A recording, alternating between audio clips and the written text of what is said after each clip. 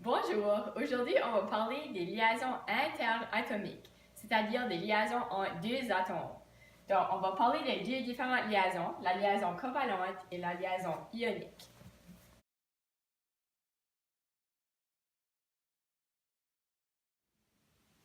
Donc on va commencer avec la liaison covalente. La liaison covalente est un partage d'électrons entre deux atomes. Donc voici deux atomes ici avec chacun un électron sur leur dernière couche. Donc ici, on peut encercler ces deux électrons ici pour démontrer que ces deux électrons ici sont partagés entre les deux atomes. Une autre façon de le voir, on va prendre l'exemple des deux atomes de fluor. Donc ici, les deux fluors ont chacun 7 électrons de valence.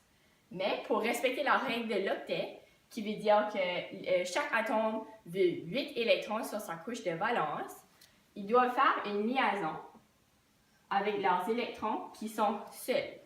Donc ici, ça va donner que les deux fluors sont liés entre eux et on peut représenter la liaison par une ligne. Donc on représente avec une ligne les deux électrons qui sont liés ensemble. Donc, il existe deux différentes sortes de liaisons covalentes, la liaison covalente polaire et la liaison covalente non polaire. Pour différencier les deux, on utilise l'électronégativité. L'électronégativité, c'est la capacité d'un atome à attirer des électrons vers lui. Puis c'est aussi une valeur qu'on peut trouver dans les tableaux périodiques. Donc, c'est aussi une valeur qu'on indique par EN.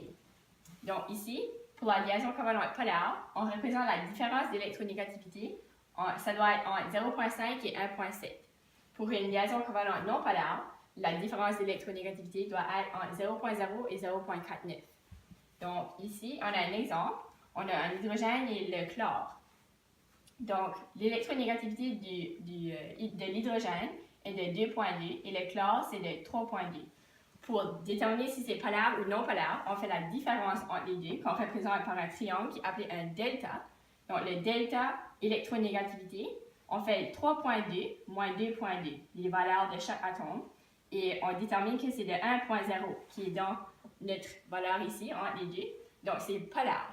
Pour non polaire, ici, on fait la différence entre le fluor et le fluor, deux fluors. Donc, ici, l'électronégativité, c'est de 4,0.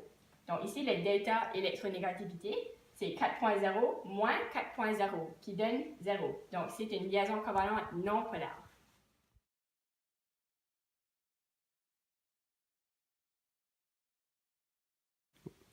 On va maintenant parler de la liaison ionique. Donc une liaison ionique est lorsque un atome donne un de ses électrons de sa couche de valence à un autre atome. Donc ici, on va prendre l'exemple de Na et Cl. Donc ici, le sodium, le Na, a un électron sur sa couche de valence. Le Cl en a 7. Donc, le Na va donner son électron au Cl. Ça va alors donner des ions. Donc ici, puisque le Na a perdu un électron, le Na sera un ion positif. Puisque le Cl a gagné un électron, on l'ajoute. On place les parenthèses et le Cl deviendra un ion négatif. Pour déterminer la charge d'un atome dans une liaison ionique, il faut qu'on regarde le tableau périodique. Donc ici, dans la première colonne, puisqu'ils ont un électron de valence sur la dernière couche, ils vont donner un électron, donc leur charge sera de plus 1.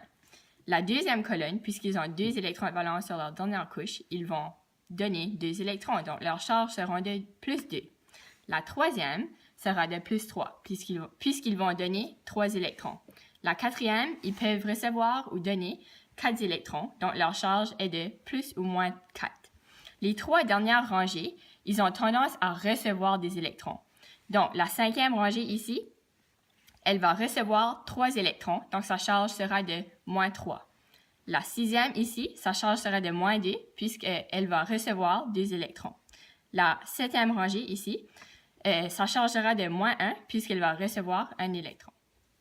Donc, pour déterminer si une liaison est vraiment ionique ou covalente, on détermine avec l'électronégativité. Donc, une liaison ionique, son delta électronégativité est de 1,7 et plus.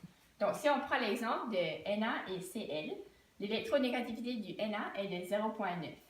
l'électronégativité du Cl est de 3,2.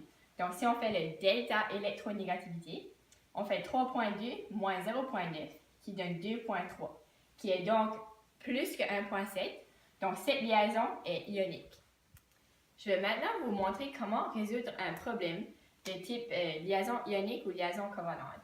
Donc, la première étape, c'est de dessiner vos atomes sous la forme de notation de Lewis. Donc, ici, on a le lithium et le chlore. Le lithium a 1 électron de valence et le chlore en a 7. Ensuite, on détermine les électronégativités de chaque atome. Donc, le lithium, c'est de 1,0 et le chlore, c'est de 3,2. Ensuite, on va déterminer le delta électronégativité. Donc, ici, on va faire 3,2 moins 1,0. Ça donne donc 2,2. Ceci veut donc démontrer, ça démontre alors que c'est une liaison ionique. Donc, on va écrire ça. Alors, maintenant, la quatrième étape, c'est de déterminer le produit qui est formé. Puisqu'on sait que la liaison formée est ionique, on doit démontrer que c'est des ions. Donc, le Li a tendance à être 1+. Donc, le Li va donner son électron de valence au Cl. Le Li est donc plus et le Cl est maintenant un moins.